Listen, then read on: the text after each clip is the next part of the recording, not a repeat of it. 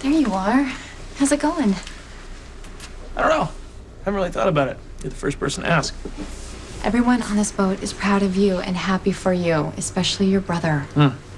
Yes, he's been very nice to throw me a bone because he's secure in his own superiority.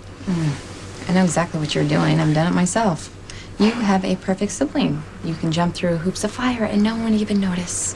We're talking about Steve here? No, my sister Sarah, the brilliant cardiologist, pediatric cardiologist. I thought you two were close.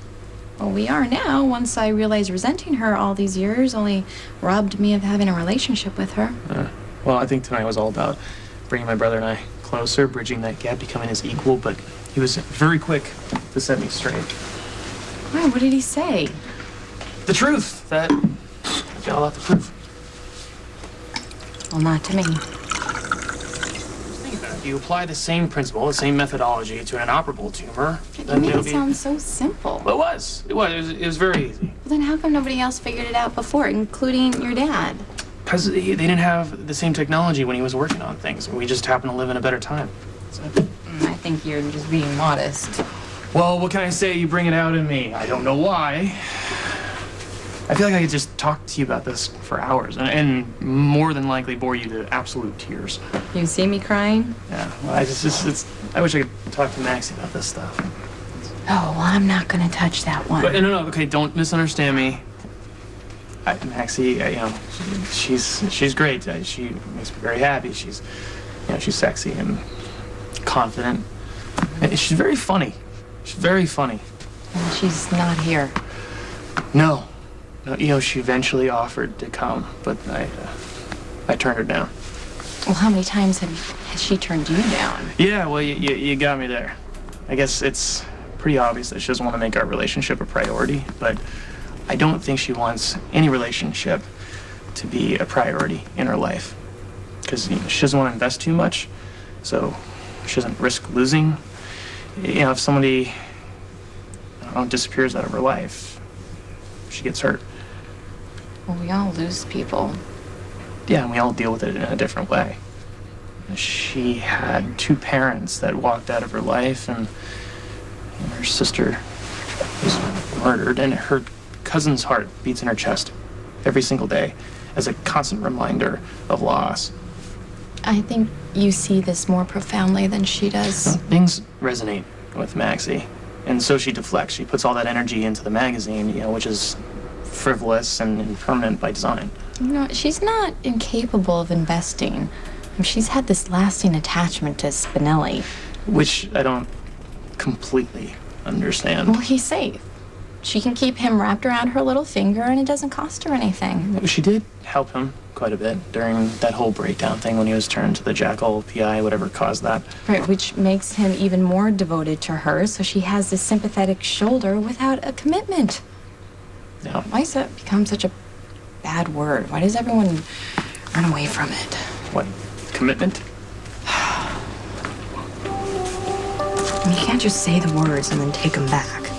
You can't set up an expectation and then just change your mind. Other people are involved. There are kids involved. It's not just you and your feelings. Why do I get the feeling we're not talking about Spinelli anymore? I'm sorry.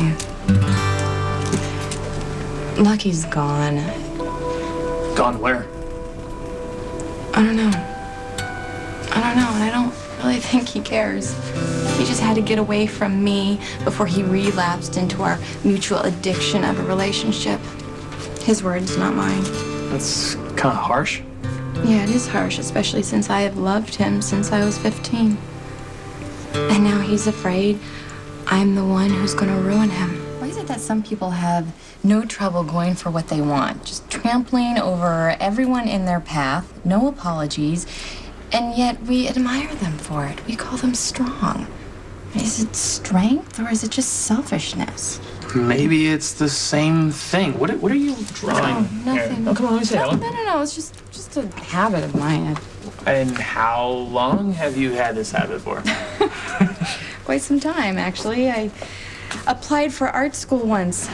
It was my dream to live in Manhattan and sell my paintings in the Village on the weekends. Okay, and what the hell happened? Life happened. I have kids to feed and bills to pay, and there's just not a whole lot of time for art. You gotta make the time.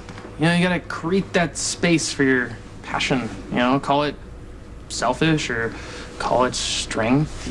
You have to take care of yourself a little. It's funny, I was just having the same conversation with Robin. I was telling her that she needs to find a balance between her job and the rest of her life. Yeah.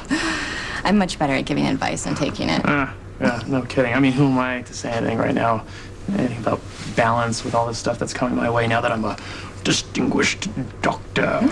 Or not so distinguished if you talk to my brother. Oh, please, your research speaks for itself. I mean, the fact that the FDA wants to move forward with the trial is exciting. Yeah, then why do I have this feeling inside that I just want to run away? It's stressful. I'm concerned. Like, what if I fail? What if you don't? What if the trial is a huge success? I might be even more afraid of that. Why? What if success leaves me feeling emptier than I do now?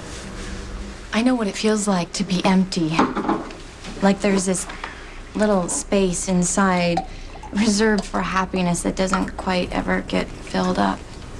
And if it does, by someone whose smile just lights up your world, it's only temporary.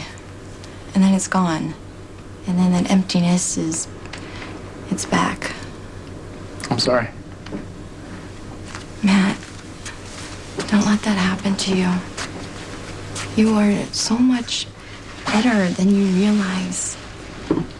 You are so deserving of happiness and love, and you really deserve to be with somebody who respects you and fulfills you.